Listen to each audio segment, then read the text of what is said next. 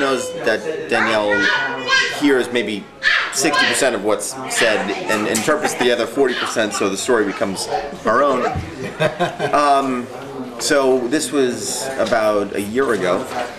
We were in this actual house, and I guess it's Malachi's side, one of his nieces-in-law says, "Scott, you know, I can't believe that you had Down syndrome when you were a kid. You look so good for it right now."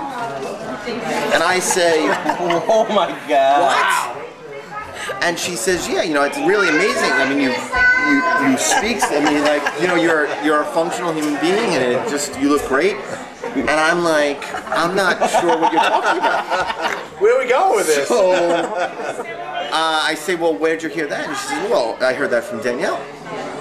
And I said, "Well, I don't understand. Like, where did she get that from?" And she says, "Well, she was talking to your mother at one point in our wedding 4 years ago, and my mother said something about that I have this line across my palm." The one that everybody has? Yeah, but mine happens to the lifeline. The one Hello. that I have? And anyway, this became sort of a, you know, that my mother said, "Oh, well, yeah, we had his palms right when he was a kid, and they called it monkey palms, whatever." Anyway, this story got so crazy throughout the telling of it that it became... You went from monkey palms to Down syndrome. Down syndrome. Wow.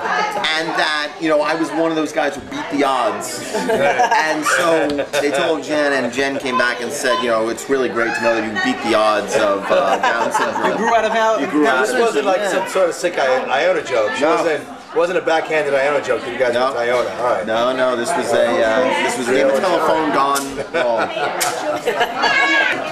Let me see. Okay, the immigration story. Yes.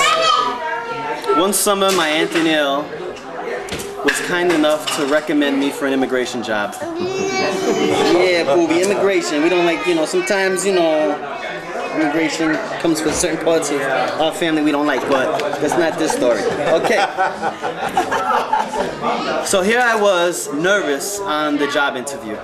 And I was being interviewed by 2 immigration people who were friends of Aunt Danielle, but they didn't know who I was and I didn't know who they were. So they're drilling me with questions. They're drilling me with comments. "Son, you know you're gonna have to wake up early in the morning. Are you ready for this? You're a college kid. I don't know if you're ready for this much responsibility." And I'm nervous as heck on this interview. And then the door cracks open. And Aunt Danielle peeks in. "Hi, everyone. Do you know who this young man is? He's my nephew and godson, Joe Solano." And she was their superior, so basically the tables were turned. And the next question I was asking, I was like, "When do I start? How big is the lunch break? Yeah, listen, you don't mind if coming How to much 10 o'clock? vacation time? Yeah. I like Monday, Fridays off. That's right. So Anthony was always looking out for people. Over the years with jobs, always looking out for people. Over the years with jobs and opportunities.